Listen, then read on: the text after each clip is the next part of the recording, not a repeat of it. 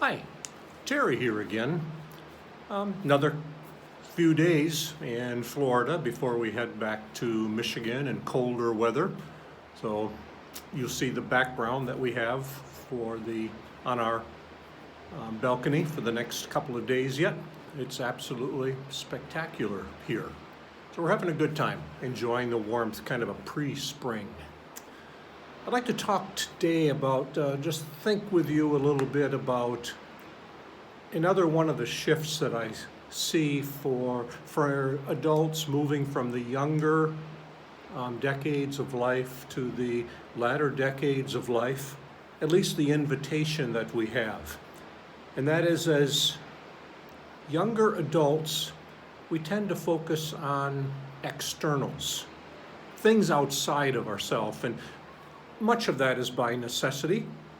I mean, we need to figure out how to establish a household, a career, how to fit into groups, how to respond to various things, how to make sense of our world, how to think about beginning to, maybe build up some equity. We have all kinds of raised children. There are so many things that are happening outside of us, and we focus on those things that are external to us.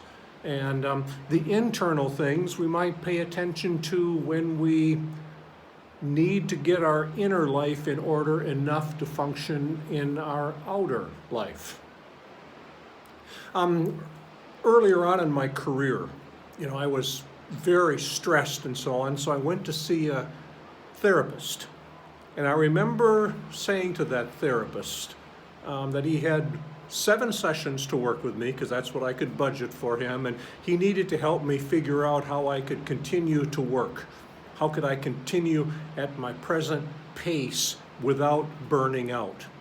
So he was to help me get my inner life together in 7 quick weeks, and then somehow fix whatever's going on so that I could continue this external pressing toward goals and purposes and making a difference in the world. And so the inner life was a slave to the outer life. And that's, I think, the way we tend to function out of necessity. I'm not saying it's bad or it's good, whatever, but that's the way we function.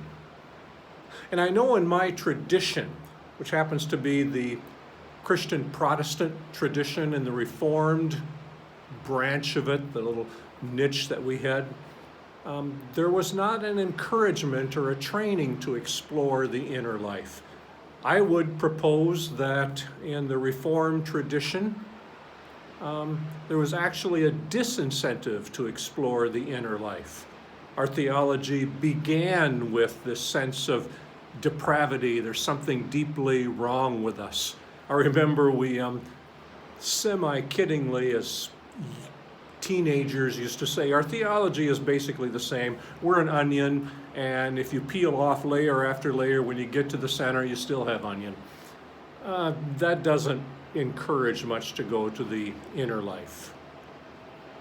But I propose as we get older, there is more potential for us to explore the inner life,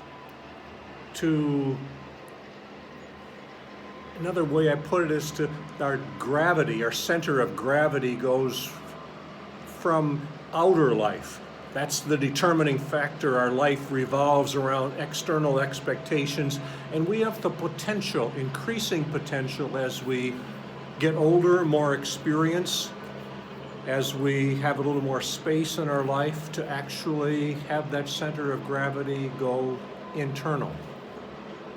And I've had a couple of advantages to help me do that. One is, after retirement, re-engaged a therapist, and that therapist had actually worn out, a meditation mat. So a therapist was well acquainted with, well aware of that inner life and how to explore the inner life in a healthy way. My tradition was of no help to me. When I retired from Southern California to Michigan, I explored local churches in my tradition or local retirement centers and asked, how can you help me explore this inner life and they had no clue. They weren't even sure it was a good idea to go there. But I had this therapist that had this other tradition, this other practice, this other experience to help me. Another advantage I had was I was working on a doctorate at that point, and I had chosen George Fox University, George Fox Seminary up in Portland, Oregon, and they came from the Quaker tradition. And the Quaker tradition was much richer in that, richer in exploring a healthy way to go inward and learn to be more inner directed, or as the mystics say, to find the divinity that's been breathed into us from birth at our core being. And they helped me get in touch with other mystics and sages and seers. So I've discovered that there's this rich potential, but sometimes we just need help for it. One of the sadnesses that I have is when I talk to other retirees, other aging adults, and they say with some sense of pride, when I ask them, what are you investing your life in, or how are you living your life? And one of the things they say, that's a helicopter going by, $5 ride for $50. I don't understand it, but evidently people do. But anyway, sadness is that when older people say to me, Terry, I'm retired, but I've never been busier. Busyness for me says they're living the external life. They're still outer directed. They're still pushing for satisfaction, for purpose, for meaning outside of themselves, rather than being inner directed and from that inner life making a difference in their world, becoming a transforming presence, being active but based on a rich inner life. So I'd encourage you to think about that, your potential to explore the inner life, and what help you might find for that.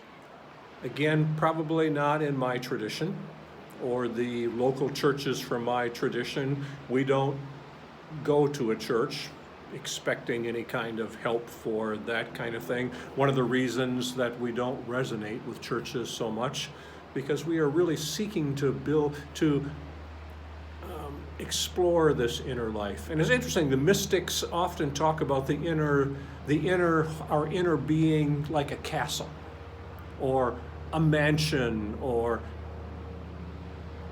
just a huge space with lots of rooms to explore, and that we typically explore only a very, very small part of this inner life that we have.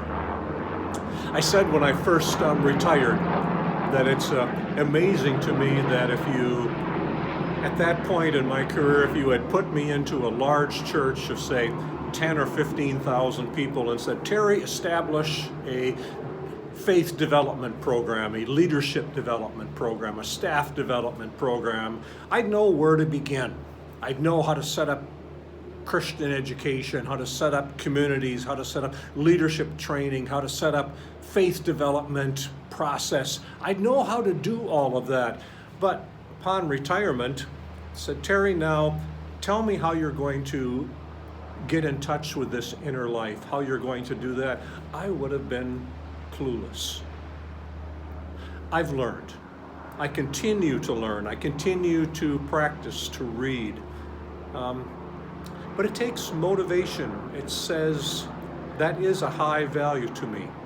There's a larger purpose for it, that I increasingly find my direction, I find my growth, purpose, and meaning centered in my own life, then interacting and getting feedback or mirrored back. So think through where you are in your life. How outer directed have you been in the past? Is that shifting toward the inner life? Is that something that you would like to do but are not sure how to go about? Think that through. The external gravitational center moving more toward the inner life. Talk to you next time from Michigan.